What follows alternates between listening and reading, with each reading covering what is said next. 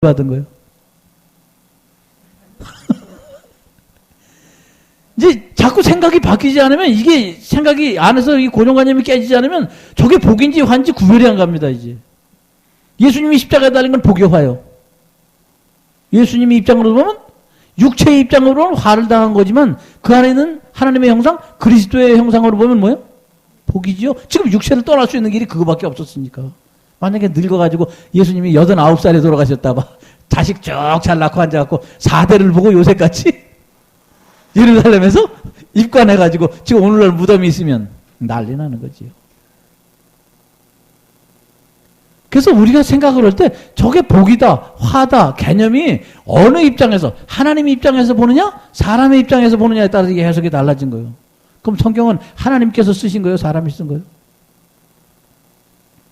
성경은 하나님께서 사람에게 내 형상과 모양으로 돌아오라고 사람의 손을 통해서 기록을 했기 때문에, 어떤 기록은 사람이 하나님을 향해서 쓴 기록도 있고 어떤 기록은 하나님이 사람을 향해서 쓴 기록도 있는 거예요.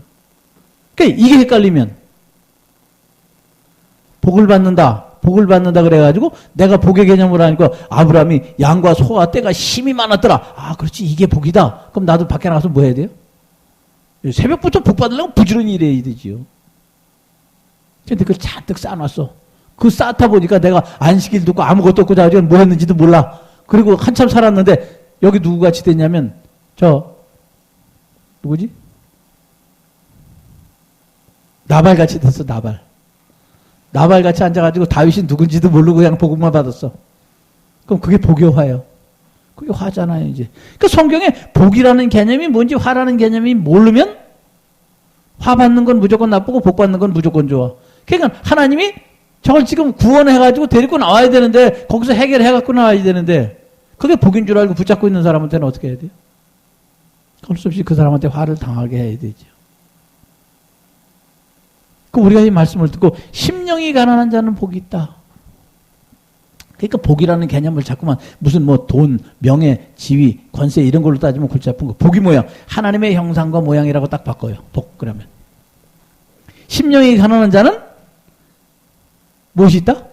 예, 하나님의 형상과 모양이 있다. 그러니까 하나님의 형상과 모양이 있는 데가 어디다? 하늘나라다. 하나님의 집에 뭐가 가득해? 영광이 가득하려면 그 안에 누가 있어야 돼요? 그 하나님을 밀어내고 지가 있으면 하나님의 집에 뭐가 가득해? DDONG가 가득한 것이지. 우리가 말씀을 깨닫고 여기서 복이라는 개념이 뭐냐?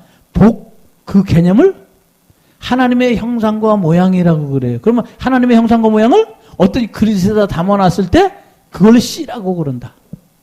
씨. 씨는 어디서 나왔어요?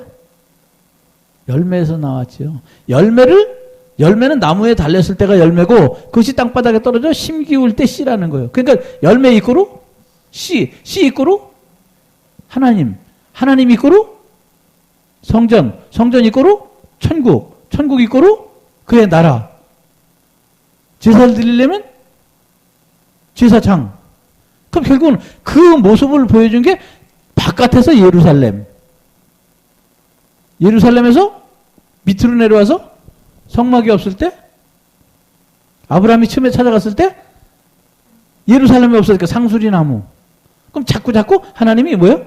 장소를 옮겨가시면서 단어를 바꾸고 뜻도 바꾸고 생각도 바꿔주면서 너희는 어디서 나왔으니까? 예, 이 세상에서 에덴 동산에서 이 땅에 쫓겨 내려왔으니까 거기 올 때서부터 너희는 뭐다? 나그네라는 것. 나그네라는 뜻은 딴 말로 얘기하면 집을 떠난 사람이라는 뜻이요. 그럼 우리가 죄인 되었을 때 하나님께서 우리를 당신 집으로 다시 돌아오게 하시려고 나를 여행을 시키니까, 배회시키니까 아브라함이 그걸 깨닫고 나는 뭐라? 나그네라요. 나그네고 우거하는 자요. 나는 히브리 사람이요 그랬어요. 예, 나는 메소포타미아 그 강을 건너온 사람입니다. 뭐 때문에? 거기서 우상 숭배하고 우리 아버지가 우상장사했는데 잘 살았었는데 내가 하나님 말씀 따라 내가 그 강을 건너온 초라한 사람입니다. 자기를 낮추는 뜻으로 나는 히브리 사람입니다. 강을 건넜습니다. 그럼 히브리서도 뭐예요? 히브리서도 히브리서도 강을 건너온 사람이 기록한 책이라는 거예요, 여러분. 나중에 세월이 지나서 여러분이 한참 올라가면 히브리서 그냥 아무렇게나 푸는 거 아니에요. 강을 건너온 사람만이 읽고 강을 건너온 사람이 해석이 되는 책. 그래서 뭐가 공간복음, 요한복음 건너서 강을 건너간 사람이 읽네. 그 어디? 천국에 도착한 사람이, 형상과 모양이 된 사람이, 천지와 만물이 다 이루어진 사람이 읽을 때 그때는 성경이 또 다르게 보이는 것이죠. 그래서 하나님 참 신기한 것이 그 사람이 상태가 그것만큼 됐을 때 유치원 되는 눈으로 읽으면 유치원생으로 보이고 고등학교 때 읽으면 고등학생으로 보이고 사춘기 때 읽으면 사춘기로 보이는 것이죠. 그러니까 빨간 안경을 끼고 보면 빨갛게 보이고 노란 안경을 끼고 노랗게 보여. 근데 그러면 제대로 보려면 어떻게 봐야 되죠? 다 벗고 봐야 되죠. 그래서 말씀이라는 것은 여기 써놓은 기록을 다 무시하고 무엇으로 봐요? 문자로 보는 게 아니라 하나님께서 기록하신 뭘로? 영의 눈으로 봐야 돼. 그래서 아까 눈이 샘이라 그랬죠. 그래서 그 눈이 샘이라 그랬는데 그 원문에 찾아보면 눈이 뭐라고 되어 있냐면 요 아이가 아니라 사물을 보는 영적 통찰력이라고 되어 있어요. 뭐요? 사물을 보는 영의 통찰력. 그래서 우리가 얘기할 때, 그 사람 참 눈이 높아. 그 뭐 눈이 여기 달렸다는 얘기요? 눈이 머리 위에 달렸어요? 도깨비처럼? 눈이 높다는 얘기가 뭐예요? 예, 그 사물을 바라보고 판단하는 시각이 다른 사람보다 레벨이 훨씬 위다 그 얘기요. 그 이제 좀 더 올라가면, 그 사람은 영안이 열렸어. 멀쩡한 대낮에 귀신을 봐. 무엇이 열렸어? 영안이 열린 거예요. 영안이 열린 거예요. 그래서 여기 나오는 그 발람이 나귀가 뭘 봐요? 하나님의 사자를 보고 거기서 그래서 이 구약의 영안이 열린다는 얘기 구약에서부터 나오는 얘기. 그러니까 여러분이 하나님의 말씀을 듣고 말씀을 어떻게 깨닫느냐에 따라서 여러분의 레벨이 수준이 있고 여러분의 입에서 나오는 그 말 자체가 뭐예요 또? 그게 또 씨가 나오는 거예요. 그래서 이 씨를 어떤 사람이 딱 받아들이면 그 사람이 또 심으면 그 사람 밭도 또 자기랑 똑같은 밭이 될 거 아니에요. 그래서 초록은 동색이요. 끼리끼리 모이는 거예요. 그 노름꾼은 노름꾼끼리 모이고 술꾼은 술꾼끼리 모이고 춤꾼은 춤꾼끼리 모이는 이유가 씨가 나갔는데 같아. 그러니까 같은 밭에다 심고 공유하는 거예요. 그래서 그것을 인터넷에 딱 나왔을 때 공유한다 그래요. 공유? 서로 같이 소유한다. 그러면 하나님 나라도 누가 같이 소유할까? 그렇죠. 하나님의 형상과 모양이 같이 소유하는 거예요. 그러니까 내가 지금 하나님 나라를 만들고 싶으면 우리의 형상과 모양대로 하나님께서 사람을 만들자 그랬으니까 사람이라는 뜻은 뭐예요, 본래? 예, 하나님의 형상과 모양이 그 안에 존재해야 사람인 것이요. 이렇게 옷만 입고 다니면 사람이 아니라 저팔계가 이렇게 미고 다니면서 나는 저팔계 그랬을 때 저팔계가 본래 사람이요? 근데 말 잘하잖아요. 저팔계가. 예? 그러니까 그렇게 옷 입고 말 잘한다고 사람이 아니라고요. 성경에 나오는 얘기 전부 짐승을 만드시고 무슨 해, 달, 별을 만드시고 무슨 과목을 만드시고 나무를 만드시고 다 각종 짐승을 만드시고 그 얘기가 다 그렇죠. 사람이 되기 이전에 하나님의 형상과 모양을 그렇게 만들어 놨다는 얘기요. 그게 존재요 다. 결국 여러분의 상태를 그렇게 표시를 해서 처음에 미물과 같은 지렁이 같은 야곱을 하나님께서 당신이 싸워서 이겼다고 이스라엘이라고 만들어주는 것처럼 그 상태를 지나면 자꾸 지났을 때 맨 마지막에 하나님께서 천국을 소유할 때 오늘 하나님의 아들이라 일컬음을 받는다. 그럼 하나님의 아들이라 일컬음을 받을 때 그 과정을 우리는 성화라고 부르는 거예요. 그래서 믿음은 들음에서 났고 들음은 그리스도의 말씀으로 말미암는 거예요. 그 말씀을 통해서 내 안에 하나님의 형상과 모양이 자꾸 자라는 모습을 구약에는 꽉 찼을 때 보름. 가장 밝으니까 가장 밤에. 그래서 히브리인들은 유대인들은 원력을 달을 기준으로 삼어. 그래서 보름이다. 금음이다. 열흘이다. 뭐 초다세다. 그래서 상망 그러고 나오죠. 그 얘기가 우리나라 또 옛날에 보면 상망 차례한다 그래 뭐 할 때? 부모님이나 조상이 돌아가시면 월삭, 월망 그런 뜻이에요. 상망이라는 뜻이. 그래서 금음날과 보름날에 보름에 한 번씩 상망 차례한다 그래. 제사를 안 지내본 사람은 상망이 뭔지도 몰라. 그래서 말씀을 듣고 그 전에 내려온 말씀이 어디서부터 뿌리를 두고 근거했나를 쭉 찾아 올라가면 다 성경 안에서 다 모이게 돼 있어요. 그러니까 여러분이 말씀을 깨닫고 그 말씀을 바로 이해를 하려면 그 성경을 기록할 때 성령의 감동으로 그것을 기록하게 하셨으니까 그 단어 원문을 쭉 찾아 올라가면 그 본래 뜻이 나온다는 거예요. 아까 여기 스트롱코드 남바에 에이레네 포이오스가 1518번에 있는 나우스가 화평케 하는 자 중재 자 그러고 나왔다 그랬어요. 그럼 화평케 하는 자는 누구예요? 자자가 무슨 자자예요? 예, 사람 자자. 그게 본래 놈 자자예요. 그러니까 화평케 하는 놈 그런 뜻이에요. 놈 자자 사람이라는 뜻이죠. 그러니까 화평케 하는 놈 그러면 기분 나쁠 게 하나도 없어요. 본래 화평케 하는 자가 놈 자자니까 그냥 놈 그러면 욕하는 것 같은데 그런 거 아니라. 그러면 화평케 하는 그 사람이 어디서부터 나왔냐? 1515번 에이레네라는 단어에서 나왔는데 그 에이레네라는 단어가 평화하고 전쟁이 없는 상태면서 화합이 되고 일치가 되고 안전하고 번영하고 행복한 상태라는 거예요. 그럼 그 상태는 또 어디서부터 불려왔냐?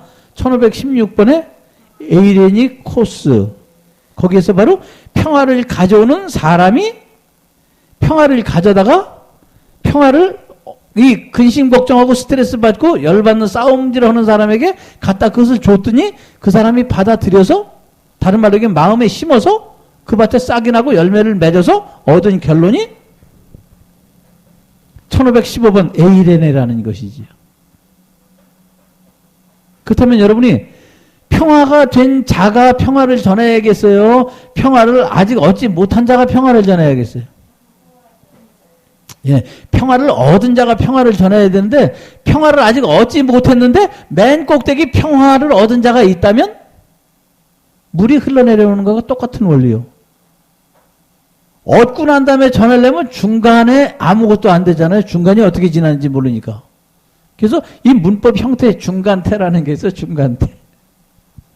중간에 돼가고 있는 상태. 지금 그게 여기 나오는 그 중간태가 전쟁이 없는 상태. 그 밑에 1516번에 평화를 가져오는 상태, 평화적인 상태, 유익한 상태, 평화를 사랑하는 상태 그러고 나오는 거예요. 아직 열매를 맺지 못하게 됐을 때. 그럼 처음에 뿌리고 시작했을 때가 뭐냐는 것이죠. 그래서 이 단어가 쭉 연결이 돼갖고 나중에 그 열매를 맺은 사람이 평화를 화평케 하는 자가 된다. 그럼 화평케 하는 자는 다른 말로 따지면 하나님의 형상과 모양이 그 안에 있는 자지요. 그러면 이 얘기가 지금 마태복음 공관복음에 써져 있어요. 화평케 하는 자는 화평이 되려면 어떻게 돼요? 화평 자체가 되려면. 자, 구약에는 중재자가 아브라함이 멜기세덱이 나와서 아브라함을 이끌어서 하나님께 연결을 해줬어요. 근데 신약은 예수님이 와서 사람과 하나님 사이를 연결해 줬다고. 그러면 오늘 이 화평케 하는 자가 오늘 마태복음이니까 공관복음이에요, 여기는. 그럼 공관복음 뭐야? 구약에서 신약으로 복음에서 율법에서 복음으로 넘어올 때 화평케 하는 자는 하나님의 아들이라 일컬음을 받을 것이니까 하나님의 아들이라 일컬음을 받으려면 죽어야 돼요? 살아서도 그냥 돼요? 예. 그래서 공관복음에 씨 얘기가 나왔을 때는 반드시 땅에 떨어져 죽어야 된다는 결론이 나오는. 죽는 입장에서 보면 이게 화야 복이요. 죽는 입장에서 화지요. 근데 여기는 죽어야 되는 게 화라고 한 번도 안 나와 있어. 그래서 이게 계시록에 나오는 거죠, 거꾸로. 계시록에는 반드시 화를 받아야 뭐가 된다? 네, 열매를 맺는다. 화를 받아야 형상과 모양이 된다, 그 얘기. 근데 공관복음에서부터 죽어라 그러면. 믿는데 지장이 있기 때문에 여기는 뭐가 천국을 너희한테 주고 하나님의 아들을 만들어주고 그러니까 반드시 화평케 해줄 테니까 여기서 네가 뭐 해라? 마음을 하나님께로 돌려라. 그래서 화평케 하는 자는 복이 있나니 저희가 하나님의 아들이라 일컬음을 받는다. 하나님의 아들이다 일컬음을 받는다. 예, 그럼 아직 하나님의 아들이다 칭한다. 예, 요게 중요한 것이죠. 칭하는 거하고 하나님의 아들인 거하고는 전혀 다릅니다. 그래도 하나님이 대신 사인해주고 넌 아들이라고 내가 쳐줄게. 그에게 쳐줄게. 자, 그리스도라 칭하는 예수가 나십니다. 그리스도요 아니에요. 예, 그럼 그리스도라 칭하는 예수가 나셨으면 언젠가 그리스도가 되셨겠지요. 성경을 가만히 읽으면 성경은 재미있고도 메시지가 나한테 하나님께서 주셨을 때 하나님께서 내가 눈높이만큼만 주시는 거예요. 언제든지. 그러니까 내가 깨달은 만큼만 주시는 거니까 내가 자꾸 앞으로 가면 하나님과 가까이 가면 무엇을 보고 가는 것이고 얼굴과 얼굴을 대하여 보는 것이고 그때는 지금은 너희가 희미하나 그때는 얼굴과 얼굴을 대하여 볼 것이고 그때가 언제? 1998년 10월 28일 날 지리산 꼭대기에 올라가고 예수님 오신다 그랬을 때 그 사람들은 그때가 뭔지 몰라. 그때가 뭐예요? 너희가 말씀을 듣고 그 말씀을 네 안에서 잘 가꾸고 길러서 열매를 맺어서 꽉 찼을 때 그때. 그래서 그게 무슨 때? 상태의 때. 가득 찼을 때. 꽉 터져서 터지기 바로 직전. 그때는 뭘 볼 것이요? 빵 터지면 풍선이 막 불었을 때 동그랗게 됐을 때 계속 더 부르면 어디서 터져요? 네, 제일 약한 데서 터지죠. 그때 빵 터지면 어떻게 돼요? 풍선은 찢어져 가지고 파열되지만 그 본래 안에 있던 공기는 밖에 있던 공기하고 합해지죠. 그럼 본래 공기는 풍선 안에 있던 공기는 어디서 있었던 공기예요? 원래 밖에 있던 공기인데 부르니까 입으로 부르니까 그 안에 들어갔잖아요. 우리 육체가 똑같은 것이라. 우리 육체가 풍선이라고 따지면 하나님께서 내 코에 불어졌던 생기가 밖에 있던 생기, 밖에 있던 하나님과 안에 있는 하나님이 서로 만났을 때 그래서 그 하나님이 화평을 이루게 되면 내 안에 천국이 존재하고 있는 것이다. 그래서 천국이 여기 있다 저기 있다 아니고 천국이 어디 있다? 예, 그대는 아는가 그대 몸은? 주님이 살아계신 성전이라며. 그럼 성전이 안에만 있어요? 밖에도 있어요? 그럼 여기 성전이 몇 개예요? 수도 없이 많잖아요. 그래서 그 성전 하나하나가 다 각각 모퉁이 돌과 함께 연결이 되면 뭐가 된다? 그게 교회여야 되는 거야. 그게 교회가. 그게 하늘나라가 되는 것이라 그 말이야. 그래서 그 집마다 연결하여 가느니라. 그러니까 그것이 하나하나씩 연결될 때마다 지금 화평케 하는 자가 되면 계속해서 자석처럼 쇠붙이가 끌어모아지게 되는 거예요. 본래 교회라는 원리가. 근데 요새 교회가 그렇게 해서 모이느냐 그 말이에요.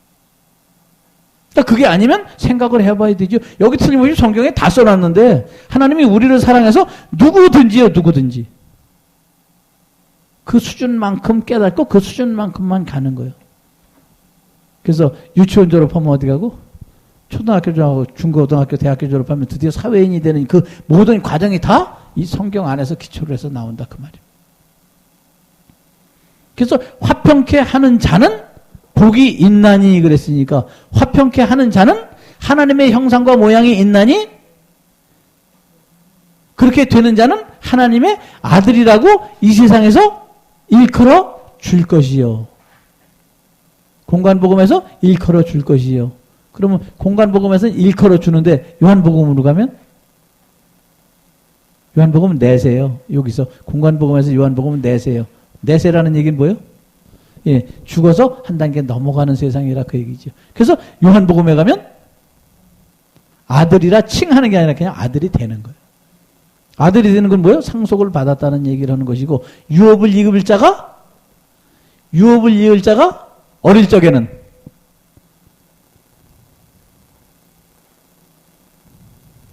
갈라디아서인가 로마서에 보면 유업을 이을 자가 어렸을 적에는 몽학선생 아래서 뭐 하는 거예요? 후견인 노릇하고 종 노릇하고 그렇게 하고 있다가 세월이 지나서 장성한 후에 뭘 받는다? 상속을 받는다 그랬죠. 그래서 몽학선생이 뭐예요? 몽학선생은 가정선생님이 가정교사 유치원에 가가지고 저기 버스 타여가지고 내리고 왔다 갔다 그럴 때 데리고 가는 선생님. 정식 교사가 아니고 뭐예요? 허드렛 일을 하는 선생님.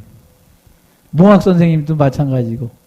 그래서 우리가 아직 죄인 되었을 때 예수 그리스도를 모를 때 우리를 데리고 왔다 갔다 하는데도 다 예, 몽학선생 가정교사 연습을 하는 것이지요.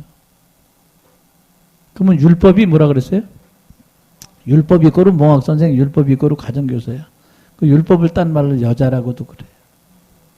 그러면 그 말을 전부 나열해서 쭉 터들어오면 창세기서부터 얘기하는 얘기가 계시록까지 쭉 같은 단어를 쓰고 있다. 그러면 창세기에서 나온 율법이라는 단어가 요한계시록에 하면 뭘로 바뀌어요? 창세기에서 율법이라는 단어가 요한계시록 가면 뭐로 바뀌냐면 여자로 바뀌는 거예요. 여자로. 많은 무리에 앉은 음녀 그러고 얘기할 때 그 여자가 뭐 술집에서 술 퍼던 여자 아니에요. 그 여자가 뭐예요? 율법이라는 뜻이에요. 율법이 어디에 앉았어요? 물은 뭐예요 또? 물은 말씀이잖아요. 그 말씀 위에 율법이 딱 지배하고 앉아있으면 복음이 들려요 안 들려요? 안 들리지요. 물이 바다 덮음같이 물이 뭘 덮어요? 물이 바다를 어떻게 덮어? 비가 쏟아지면 아니 바닷속에 풍 떨어지면 뭘 덮어? 덮긴 물이 무슨 바다를 덮어? 바다가 뭐야? 그러니까 우리가 말씀을 들을 때 이 하나님의 말씀은 어제나 오늘이나 영원토록 동일하다 그랬으니까 창세기에 나오는 그 말씀이 계시록까지 계속 가고 있는 것이라 그러니까 그것을 보고 깨닫는 사람은 거기서도 절간에 가서도 뭘 얻어먹고 젖국을 먹을 수 있어요. 그거 이상한 거 아니에요. 그런 게 왜 있어 거기. 남의 살 있으면 절대 안 되는데. 그 약이에요 약. 그러니까 하나님의 말씀을 깨달을 때 지금 이 말씀이 단어를 딱 읽고 나서 이 단어가 어떻게 풀리고 어떻게 쓰이고 있는가를 그 상황을 모르게 되면 전혀 황당한 해석이 나오는 것이죠. 우리가 말씀을 읽을 때 그 말씀의 뜻 자체를 모르고 단어만 나열을 하면 읽는 건 누구든지 읽어. 그리고 해석 아무나 할 수 있어요. 무슨 방식으로? 자기 방식으로. 그 성경을 쓸 때 가가지고 아프리카에는 양이 없대요. 아프리카는 양이 없으니까 예수님을 세상 죄를 지고 가는 하나님의 어린 양이잖아요. 그러니까 아프리카에서는 양을 생전 본 적이 없으니까 이렇게 번역을 한대. 세상 죄를 지고 가는 하나님의 어린 돼지 새끼로다. 왜? 아프리카에는 돼지 새끼 그러면 다 하는데 양 그러면 아무도 몰라. 그러니까 양이라고 그러면 이게 표현이 안 되니까 돼지 새끼라고 표현을 하는 거야. 그럼 뭐 그 사람들이 아프리카 사람들이 하나님의 죄를 지고 가는 어린 돼지 새끼야. 그럼 뭐 성경 읽고 가가지고 돼지를 꿀꿀 메고 가서 예수님을 만났다. 예수님이 돼지 새끼였다면서요? 성경은 창세기부터 계시록까지 계속 양 얘기를 하고 있는데 그럼 창세기부터 나오는 그 양 얘기를 돼지 새끼로 다 바꿔야 될 거 아니에요? 그럼 성경이 풀어지겠어요? 안 풀어지는 것이지. 그러니까 성경이 창세기부터 계시록까지 일목요연하게 쫙 정리가 돼갖고 줄서 그러면 딱 쓰는 거예요. 근데 이걸 해석을 못하는 것이지. 율법이라 그랬다.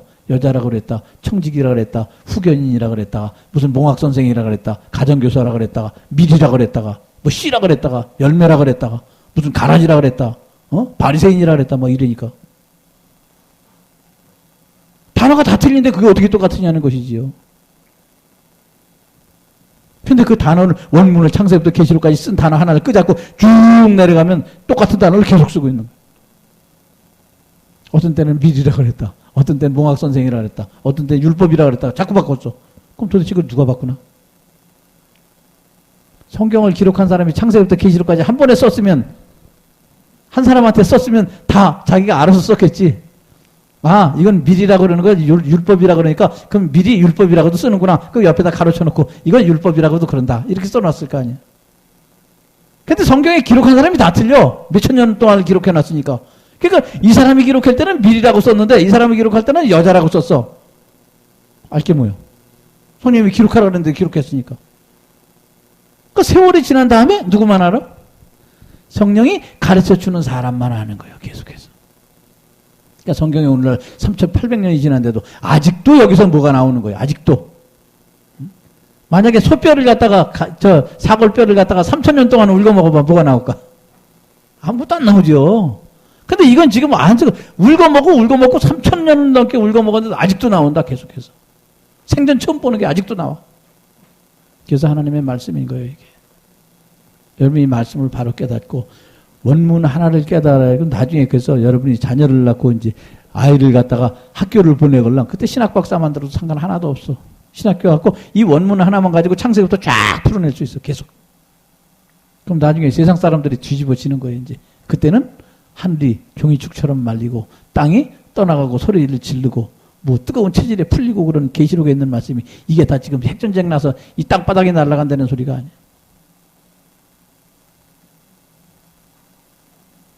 코페르니쿠스가 뭐를 천동설 얘기했어요? 지동설 얘기했어요?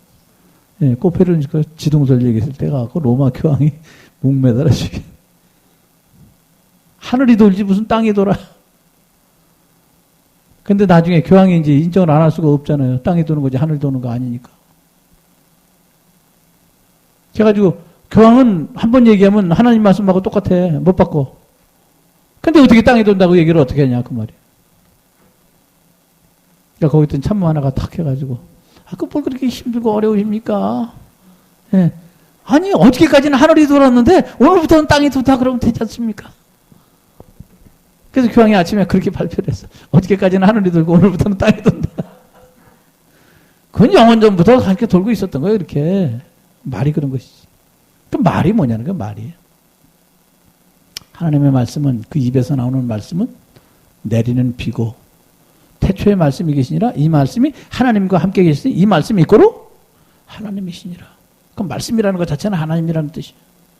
형상과 모양이라는 뜻이고 그래서 여기 복이라는 뜻도 하나님이 같이 있으면 복이고 하나님이 같이 없으면 그건 화고 그러니까 화가 있는 사람한테 하나님의 형상과 모양을 집어넣으려니까 어쩔 수 없이 뭐 해야 돼요?